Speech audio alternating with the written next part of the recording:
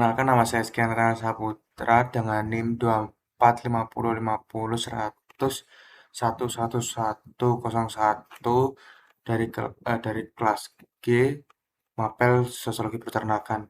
Di sini saya akan menjelaskan tentang permasalahan sosial di lingkungan yang disebabkan oleh peternakan sapi di tengah kota Jakarta dan puluhan tahun limbah tak tertangani atau disebut juga dengan permasalahan lingkungan di suatu tempat. Nah, di dalam permasalahan itu, untuk mengatasi itu, terdapat lembaga-lembaga yang menangani kasus tersebut. Yang pertama ada lembaga Dinas Lingkungan Hidup, yang kedua Dinas SDA, yang ketiga ada Paljaya. Nah, di sini saya akan menjelaskan tentang fungsi lembaga dari Dinas Lingkungan Hidup.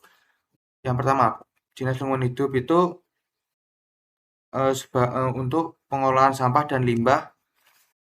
DLH memiliki fungsi mengatur, mendaur ulang, mengelola limbah rumah tangga maupun limbah industri. Yang kedua ada sebagai edukasi dan sosialisasi lingkungan hidup.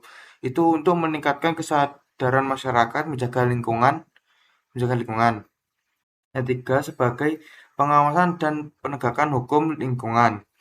Berfungsi untuk pengawasan terhadap pengusaha terhadap lingkungan. Yang selanjutnya saya akan fungsi dari Dinas SDA. Dari Dinas SDA itu terbagi menjadi tiga fungsi utama: pengelolaan air baku dan bersih untuk bertanggung jawab atas penggunaan air baku dan bersih agar berkualitas lebih bagus. Yang kedua, pengelolaan sungai dan saluran air, pemeliharaan sungai dan saluran air, memastikan aliran yang lancar. Yang ketiga, edukasi dan pemberdayaan masyarakat untuk mengedukasi dan bersosialisasi terhadap masyarakat agar menjaga lingkungan perairan. Nah, selanjutnya saya akan menjelaskan fungsi lembaga dari Paljaya. Paljaya juga mempunyai tiga fungsi utama untuk membantu permasalahan ini. Yang pertama, mengolah air limbah domestik untuk mencegah terjadinya pencemaran lingkungan. Yang kedua, menggunakan lumpur tinjau dan limbah padat untuk mengolah limbah agar tidak mencemar lingkungan atau dapat dibuang dengan aman. Yang selanjutnya, pelayanan tersebut tinjau dan limbah domestik mencegah pencemaran akibat septic tank penuh dan tidak dikelola dengan benar. Oke, dari definisi tersebut yang saya jelaskan, ada juga ciri-ciri lembaga yang dari tersebut tadi. Yang pertama ada Dinas Lingkungan. Ciri-ciri Dinas Lingkungan ada tiga, yaitu berfokus pada pengelolaan limbah hidup. Yang kedua memiliki unit khusus untuk pengenangan sampah. Yang ketiga menyediakan data dan informasi lingkungan secara terbuka. Yang selanjutnya ciri-ciri dari SDA. Dari Dinas SDA tersebut memiliki tiga ciri-ciri. Berfokus pada pengelolaan sumber daya air. Yang kedua bertanggung jawab atas pengendalian banjir. Yang ketiga mengelola informasi air dan drainase. Nah, itu ada ciri-ciri dari Dinas SDA. Yang selanjutnya saya akan menjelaskan ciri-ciri eh, Paljaya. Paljaya itu berfokus pada pengelolaan air dan limbah, mengoperasikan instalasi pengelolaan air limbah. Yang ketiga, mengelola layanan sedot tinja. Itu untuk biar tidak tercemar lingkungannya. Nah, selanjutnya saya akan menjelaskan analisis fungsional. Dari Dinas Lingkungan Hidup, mengedukasi masyarakat pentingnya menjaga lingkungan agar tidak lingkungan agar apa itu namanya jaga lebih indah dan lebih terawat. Yang selanjutnya membangun kesadaran komunitas dan kelompok masyarakat dalam program daur ulang sampah. Selanjutnya dari Dinas SDA mengedukasi pentingnya menjaga sungai dan sarana air agar air itu bisa untuk digunakan sebagai kebutuhan sehari-hari, dan kalau adanya peternakan itu biasanya tuh limbahnya dibuang ke sungai dan mencemari itu dan tidak bisa airnya tidak bisa dipakai oleh warga di sekitar. Yang selanjutnya melibatkan masyarakat dalam bagian pengendalian banjir seperti membuat saluran air, membuat bioperi, dan lain-lain. Asalnya adalah Paljaya. Paljaya menyediakan layanan sedot tinjau untuk rumah tangga atau bangunan komersial. Dan masyarakat diajak untuk memelihara fasilitas pengolahan limbah. Dan yang terakhir di sini saya akan menjelaskan Devitian. Devitian, pembangunan limbah tidak sesuai. Dan yang pertama adalah pembangunan limbah yang tidak sesuai. Banyak sekali perusahaan yang membuang limbah sembarangan dan melakukan dampak secara langsung ke lingkungan tanpa izin. Itu menyebabkan kerusakan lingkungan. Yang kedua, kualitas peternakan yang buruk. Proyek dari Dinas SDA juga dapat sorotan karena pengerjaan yang terlihat asal-asalan, jadi kayak membuat apa namanya sungai tercemar dan tidak bisa digunakan oleh warga sekitar. Yang ketiga, proyek tidak sesuai spesifikasi. Diduga penyimpangan dalam proyek pengembangan penyelesaian sungai yang tidak memenuhi sertifikasi teknik. Itu dari lembaga tersebut saya menjelaskan. Selanjutnya, saya akan menjelaskan tentang definisi kekuasaan dari lembaga tersebut. Yang pertama di sini akan menjelaskan definisi lembaga dari Dinas Lingkungan Hidup.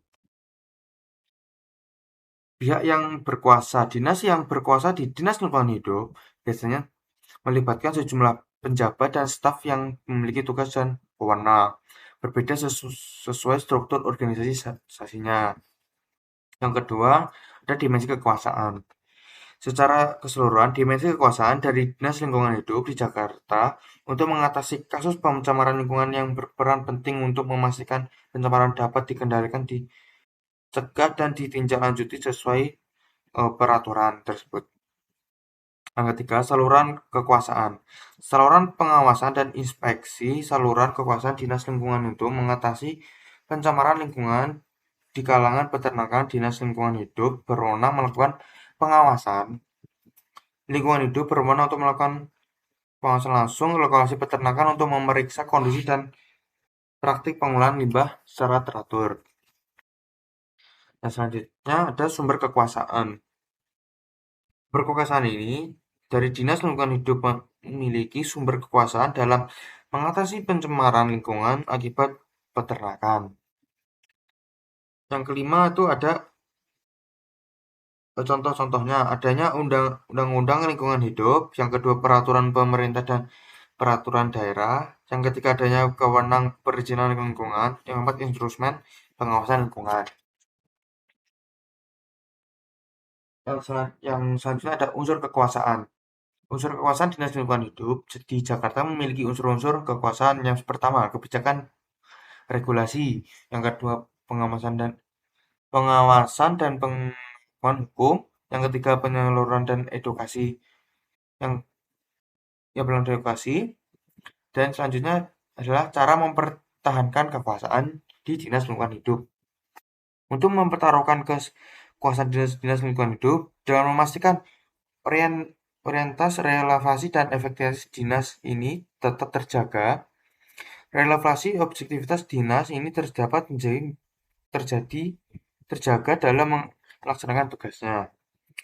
Yang kedelapan, wewenang yang dimiliki Dinas Lingkungan Hidup.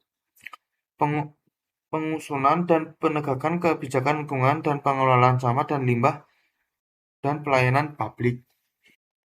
Oke, tersebut adalah tentang definisi kekuasaan dan lain-lain yang tadi saya jelaskan di Dinas Lingkungan Hidup.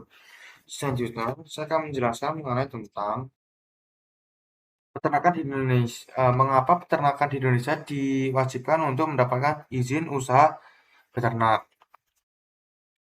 Karena yang diawasi pemerintah, karena proses ini bertujuan agar peternakan memenuhi standar sertifikasi distribusi pakan. Dalam bidang distribusi pakan juga akan ada kebijakannya seperti pemerintah melalui Kementerian Pertanian mengatur kebijakan untuk menjaga kestabilan harga bahan baku pakan seperti jagung kedelai, dan bukit kedelai yang merupakan komponen pakan tersebut. Yang kedua, di sini aku menjelaskan mengenai tentang kendala dalam mengakses birokrasi dalam menghadapi pencemaran lingkungan akibat peternakan. Ada proses birokrasi yang rumit, masyarakat sangat mungkin kesusahan dalam mengurus dokumen seperti AMDAL, analisis dampak lingkungan. Seringkali terdapat komplain jadi masyarakat yang sulit kesusahan dalam mengakses sebuah eh, situs tersebut untuk mengatasi pencemaran lingkungan. Yang ketiga ada proses birokrasi dalam mengatasi pencemaran lingkungan terhadap peternakan memiliki sebuah potensi untuk mengatasi permasalahan ini. Dalam permasalahan dalam jangka panjang tetapi rumit prosedur yang dihadapi dalam mengatasi permasalahan dan pencemaran lingkungan ini, hal ini dapat merugikan pemerintah tersebut dan masyarakat di sekitarnya.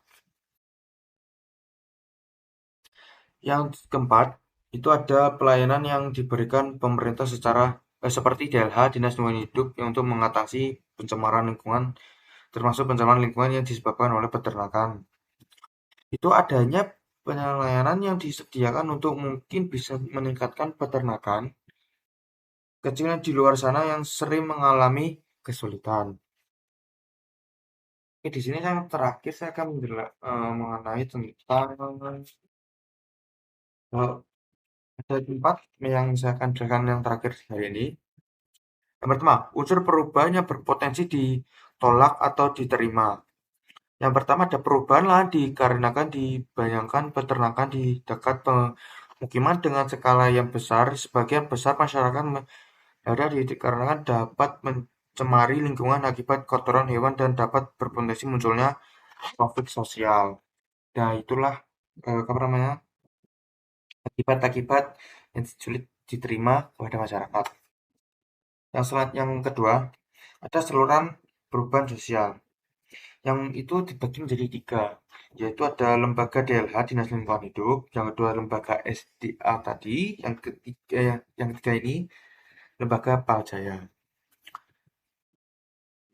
Pembahasan sosial terdiri dari tiga aspek tersebut dari peraturan-peraturan yang dibuat dari dinas tersebut yang mengatur kejadiannya suatu kejadian dari permasalahan di peternakan tersebut. Yang ketiga, disintegrasi. Dari masalah yang ada ini, masyarakat yang terganggu karena aroma tidak enak dari peternakan sangat mengganggu aktivitas masyarakat. Jadi itu sebut permasalahannya. Yang keempat ada reintegrasi. Reintegrasi itu dari permasalahan ini, lembaga dalam mencoba membantu dengan cara mengatasi permasalahan pencemaran ini dengan lebih baik. Oke. Itulah adalah cara mengatasi dari permasalahan eh, peternakan yang di tengah Jakarta. Itu disebut juga dengan apa namanya permasalahan di lingkungan, mencemari lingkungan.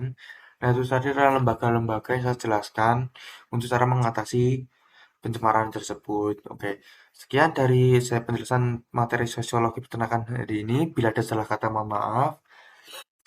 Sampai bertemu di lain waktu. Dadah.